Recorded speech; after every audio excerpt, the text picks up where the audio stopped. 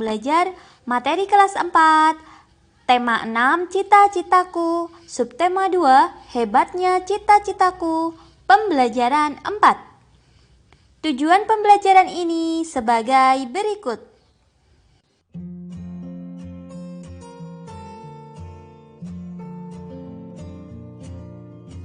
Berikut percakapan antara Benny dan ayahnya.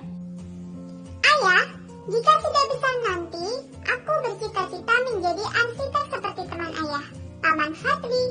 Apa sih hebatnya menjadi arsitek? Ayah Benny menjawab, Kamu mau tahu? Ayah akan menjelaskan padamu kehebatan seorang arsitek itu. Ayah Benny menunjukkan kepada Benny beberapa bangunan hasil karya arsitek. Yang pertama ada Candi Borobudur. Candi Borobudur merupakan candi Buddha terbesar di Indonesia. Arsiteknya bernama Gunadarma. Candi tersebut amat indah dan megah, dibangun tanpa perekat dan tanpa bantuan alat modern. Tak heran jika Candi Borobudur menjadi salah satu keajaiban dunia.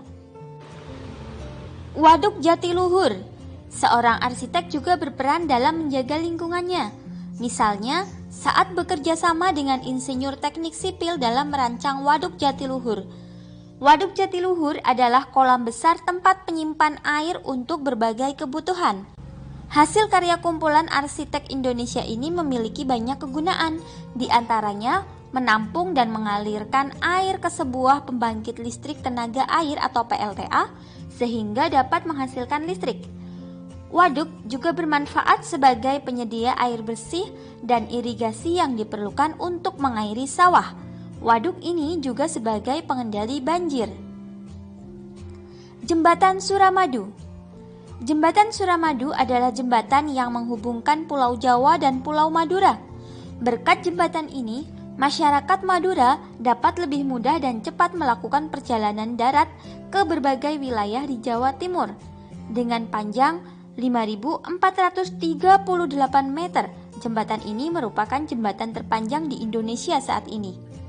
Seorang arsitek juga berperan dalam usaha mempersatukan umat beragama.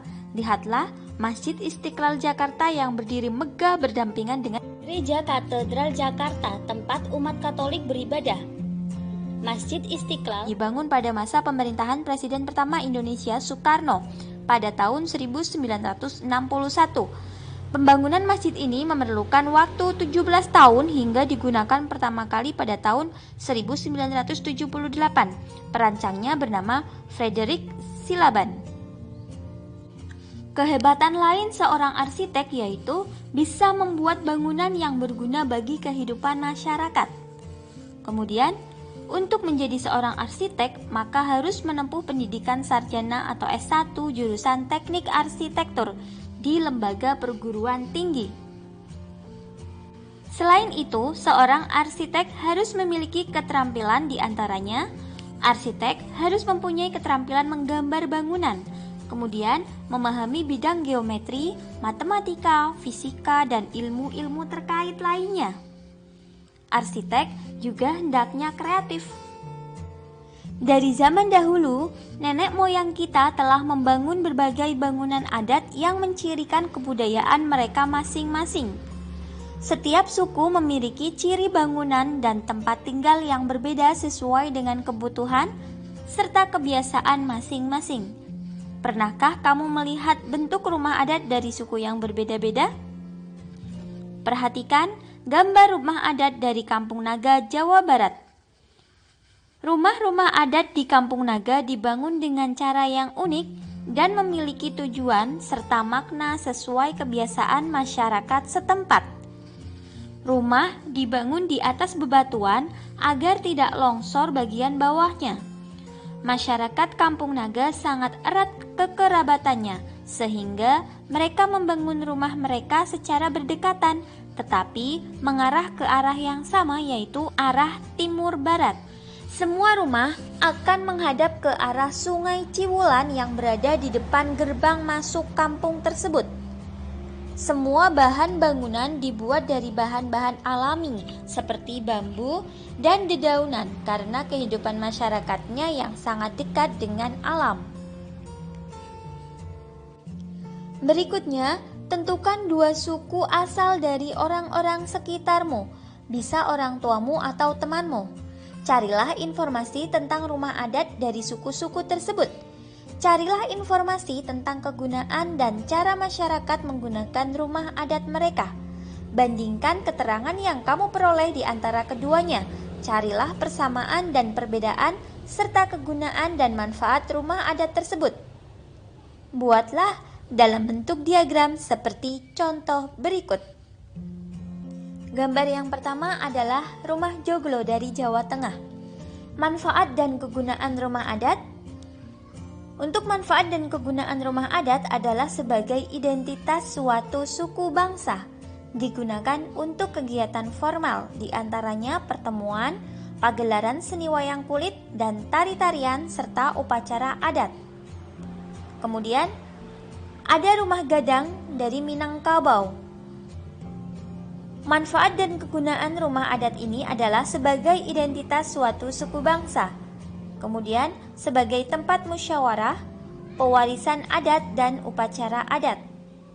Persamaan kedua rumah adat tersebut yaitu menjadi identitas suku bangsa di Indonesia. Bisa dijadikan sebagai tempat tinggal. Untuk perbedaannya, masing-masing memiliki desain dan bentuk yang berbeda setiap sukunya. Dan juga memiliki sejarah budaya yang berbeda-beda. Nenek moyang kita merupakan arsitek yang hebat ya.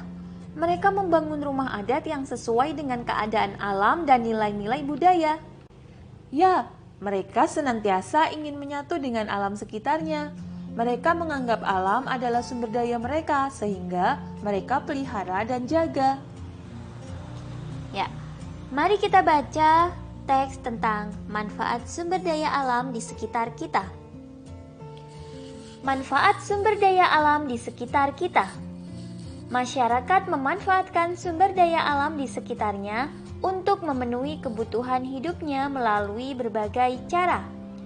Sumber daya berupa tanah, air, dan tumbuhan dimanfaatkan dalam bentuk kegiatan pertanian dan perkebunan.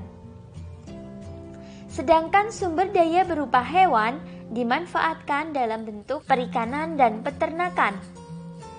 Kegiatan-kegiatan lain seperti perindustrian dan kerajinan merupakan kegiatan pemanfaatan sumber daya alam lanjutan setelah pertanian, perkebunan, peternakan, dan perikanan.